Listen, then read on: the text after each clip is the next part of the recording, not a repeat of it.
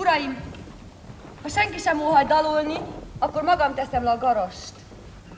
Egy lányt fogok utánozni, akit egyszer egy szohói lebújba láttam. Mosogató lány volt, és csak azt kell tudni róla, hogy mindenki kinevette. De ő megszólította a vendégeket, és olyanokat mondott nekik, amelyeket én most mindjárt el fogok énekelni. Ez itt a pult. Képzeljék úgy, hogy ez rettentő piszkos, és hogy emögött állt ő éjjel-nappal. Ez itt a vödörs, ez a mosogatórongya, amivel a poharakat mosta. Ahol maguk ülnek, ott ültek a vendégek, akik nevettek rajta. Maguknak is lehet nevetni, hogy éppen olyan legyen, mint ott. De ha nem jön a nevetés, akkor nem muszáj. Most azt kérdezi önök közül az egyik. Maga. Mikor jön a hajó, Jenny? Mikor jön a hajó, Jenny? És egy másik, például maga. Még mindig poharakat törölgetsz, Jenny? Te, kalózok szeretője! Még mindig poharakat törölgetsz, Jenny, te, kalózok szeretője! Helyes, és most kezdem.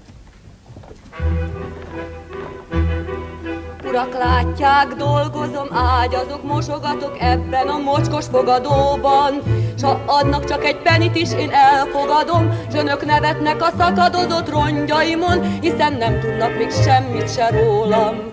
Hiszen nem tudnak még semmit se rólam. Este pedig riadalom és zaj lesz a kikötőben, s kérdik, hogy mitől van a zaj. De én kacagok a mosogatás közben, s önök kérdik, mi ez a kacaj. És egy vérszínű bárka, rajta 65 ágyú, a partokhoz ér.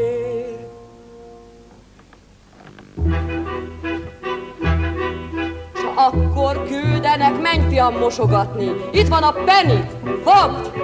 Szépen elveszem a penit és az ágyat is megvetem, bár úgysem alszik benne senki sem, nem tudják még mindig ki vagyok. Persze nem tudják még mindig ki vagyok.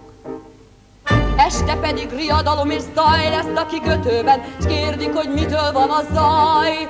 De én kacagva az ablakomban állok, s újra kérdik, mi ez a kacaj. És a vérszínű bárka, rajta 65 ágyú, a házakra lő.